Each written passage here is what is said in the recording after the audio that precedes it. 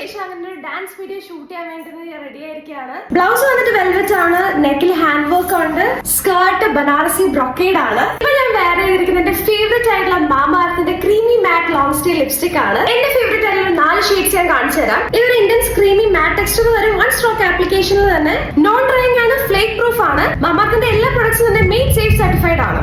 ഇത് super affordable പ്രൈസിലാണ് വരുന്നത്. 399 ആണ്. So try it. 9 ഡിഫറെന്റ് ഷെയ്ഡ്സിലാണ് ഇത് വരുന്നത്.